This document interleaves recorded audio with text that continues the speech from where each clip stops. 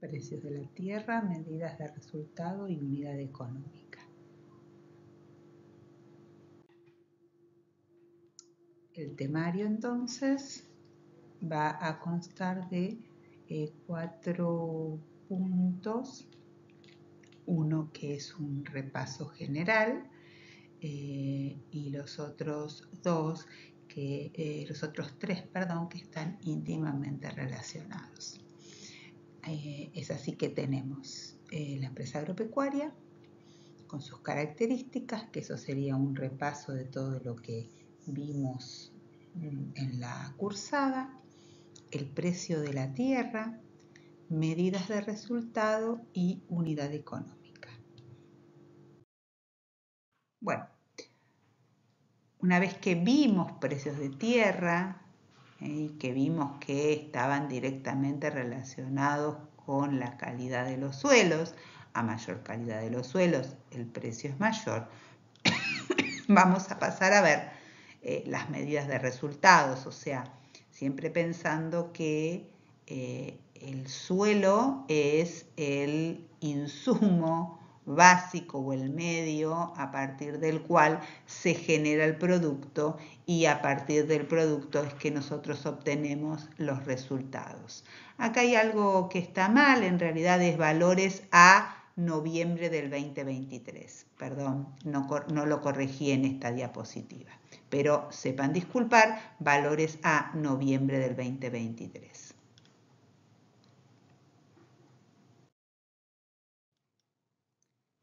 Entonces, primero lo que vamos a definir es a qué le llamo yo margen o beneficio empresarial, que es como lo calcula cualquier industria, ¿no? O cualquier establecimiento.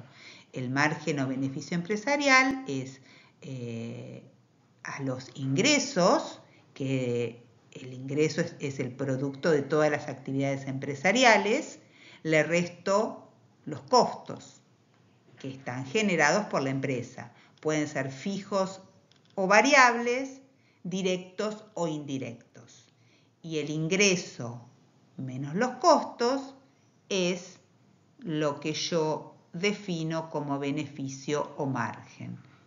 Surge de restar a los ingresos los costos totales. Dentro de las empresas agropecuarias, nosotros manejamos básicamente 3 medidas de resultados: margen bruto, margen neto y rentabilidad, porque nos resultan muy prácticas a la hora de comparar con otras empresas o realizar un análisis.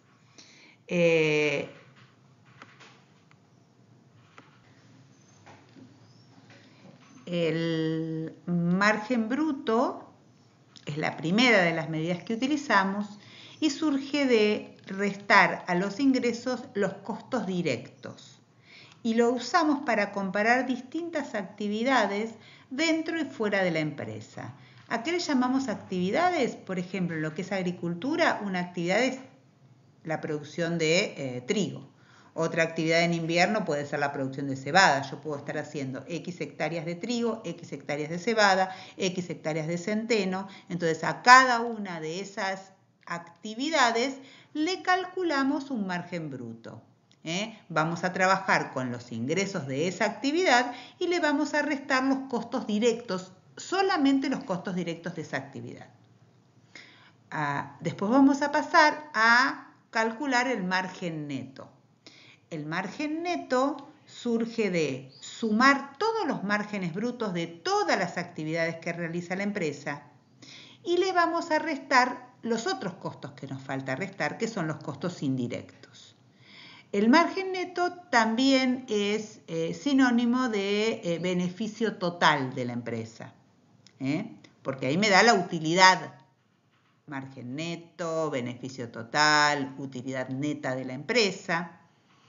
Y ahí me da un resultado único. El margen bruto me va a dar tantos resultados como actividades tenga dentro de la empresa. Y la rentabilidad es la última de las medidas de resultados y lo que hace es relacionar el margen neto o beneficio empresarial, y lo voy a dividir por el capital invertido y a su vez lo voy a multiplicar por 100. Entonces lo que hace es relacionar la utilidad global y el capital que se invierte para lograrlo. La rentabilidad me va a dar en porcentajes.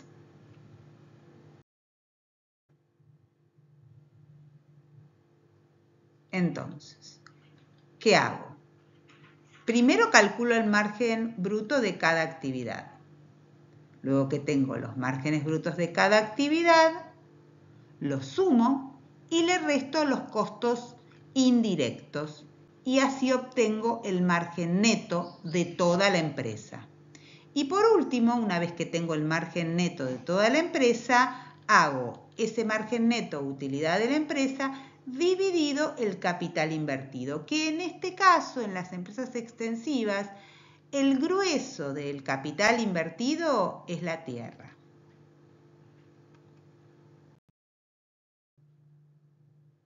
Vamos a ver ahora márgenes brutos orientativos, muy orientativos y a grandes rasgos, y no les voy a pedir de ninguna manera que ustedes memoricen ninguno de estos números porque todo el tiempo están cambiando. Lo que sí les voy a contar es cómo los armo, ¿no? En este caso, voy a trabajar con agricultura y este margen bruto, este valor, este número, es lo que yo obtendría, ¿sí?, si yo realizara un trigo con un rendimiento bajo para una zona específica. Este sería $148 por hectárea por año. Vale decir que el ingreso del trigo el rendimiento del trigo multiplicado por el precio que me pagan del trigo, descontados todos los costos que yo necesito para llevar a cabo ese trigo, me estaría dando a rindes bajos $148 por hectárea y a rindes altos $486 por hectárea. Esto surge de planillajes de Excel y de modelos que yo realizo o que se hacen en cada uno de los establecimientos, ¿no? Pero bueno, como para que ustedes tengan una idea de cuánto puede llegar a obtenerse por hacer trigo con un rinde bajo o con un rinde alto. En la agricultura normalmente no trabajo con un rinde alto y un rinde bajo, sino que trabajo con un montón de rindes, hago un análisis de sensibilidad. Pero acá, bueno, para hacerlo más sencillo, dije, bueno, supongamos que tenemos un rinde bajo y un rinde alto. Lo mismo para el girasol, el maíz y la soja. Estos valores serían los valores que yo potencialmente podría llegar a obtener una vez cosechado el girasol a un precio estimado a futuro, descontados todos los costos de hacer girasol, a un rinde bajo y a un rinde alto. Lo mismo el maíz, a un rinde bajo y a un rinde alto. Lo mismo la soja, a un rinde bajo y a un rinde alto. ¿Sí? Esto es agricultura. Y después, también para ganadería, yo hago ganadería invernada o cría, yo tengo que hacer todo un modelo de simulación que no es tan sencillo como armar un margen bruto de agricultura. Créanme que esto también sería el valor promedio que yo obtendría en dólares por hectárea para una invernada con pocos animales. Y acá una invernada un poquitito más cargada de animales. Y acá lo mismo, una cría para un campo que me permite tener menos animales y acá un campo que me permite tener un poquitito más de animales y un planteo un poquitito más o un poco más cargado de alimentación y de gastos. Para que veamos varias cosas. Primero vamos a hacer la comparación con la agricultura. En general, en este caso tengo un solo cultivo de invierno, que es el trigo, porque es el más importante. En general, los cultivos de invierno dejan márgenes más bajos que los cultivos de verano. Esto lo voy cambiando todo el tiempo, ¿no? Las diapositivas y en los últimos años hasta el trigo daba negativo. Hoy no pasa esto, pero muchas veces a rindes bajos e incluso a rindes altos el trigo hubo épocas que dio negativo. Después de los cultivos de verano, en líneas generales podríamos decir que el que mejor margen deja es la soja, pero últimamente, 2 campañas atrás, el maíz estaba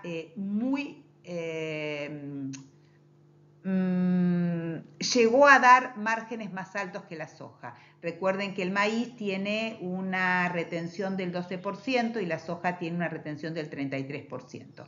Aún así, la soja volvió a ser el cultivo que más margen deja.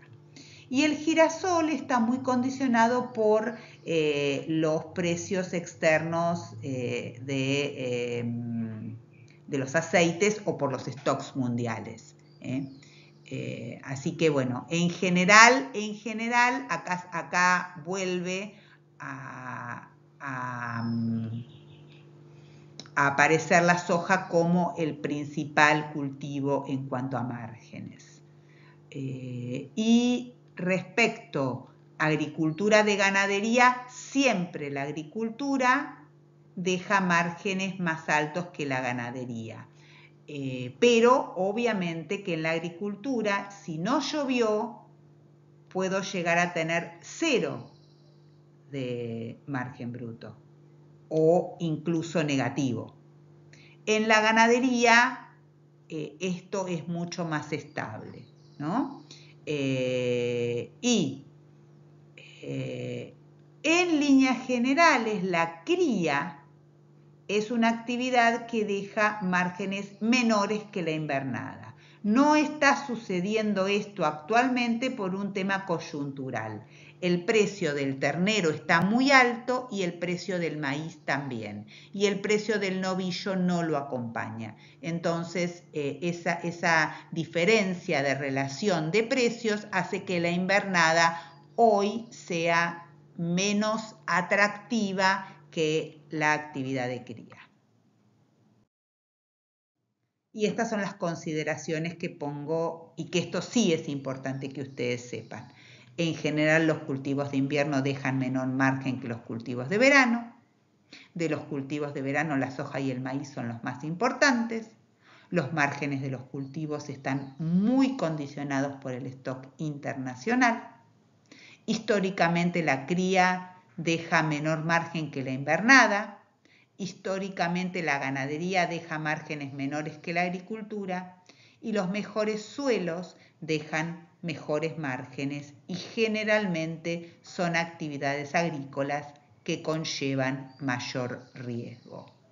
Esto, como ustedes verán, coyunturalmente algunas de las cosas no se dieron actualmente, pero en la mayor parte de los casos estas 6 consideraciones son las que suceden. Bueno, en esta diapositiva lo que vamos a hacer es tratar de llevar a números muy simple un caso de medidas de resultados con 2 ejemplos de zonas muy contrapuestas. La primera sería la agricultura, en la zona núcleo. Vamos a calcular primero el margen bruto, ingresos menos costos directos. Y acá vemos que surge el valor 6,52.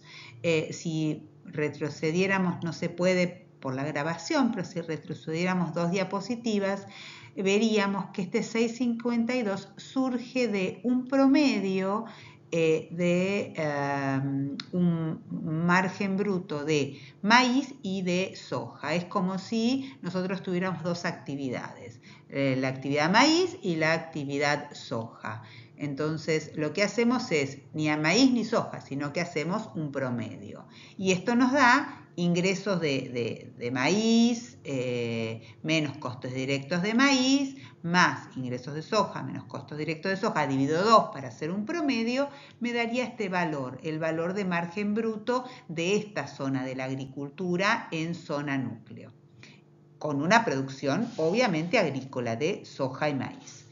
Para el caso de la cría de la cuenca del Salado, el valor que me da la diapositiva misma, la misma diapositiva, es de $186 por hectárea, que es el valor que me da una cría con una tecnología que acepta un equivalente 0,607 equivalente vaca por hectárea.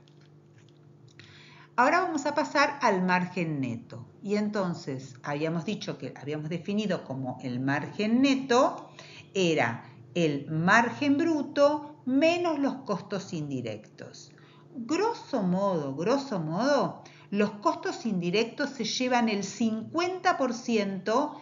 En empresas, en algunas empresas se llevan el 70%, el 80%, en otras empresas se llevan un poco menos, pero grosso modo podemos decir que para pasar de margen bruto a margen neto, yo le reduzco o lo reduzco en un 50%. Y es aquí que tenemos el valor de 3,26 que surge de 6,52 dividido 2 y por otro lado, en el lado de la cría de la cuenca del Salado tenemos el valor de 93 que surge de dividir 186 por 2.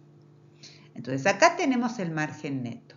Y por último, el otro indicador es la rentabilidad, que lo que hace es relacionar la utilidad, margen neto, en este caso 3,26, en este caso 93, con el capital invertido, que básicamente es el valor de la tierra en las empresas extensivas. Entonces acá lo vamos a dividir 3,26 dividido 15.000, que es el valor que habíamos visto actualmente de la tierra agrícola, la tierra de Pergamino, por 100 y me estaría dando este 2,2%.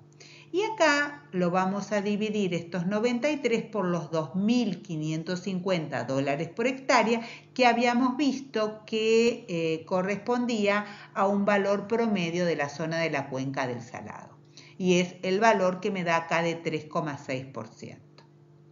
Fíjense que cuando trabajamos con los márgenes brutos vemos una diferencia muy grande, lo mismo pasa con los márgenes netos, pero cuando trabajamos con este indicador, con el indicador de rentabilidad, los valores se acercan mucho más. De hecho, esta diferencia que nosotros calculamos acá es coyuntural, porque normalmente los valores son más cercanos.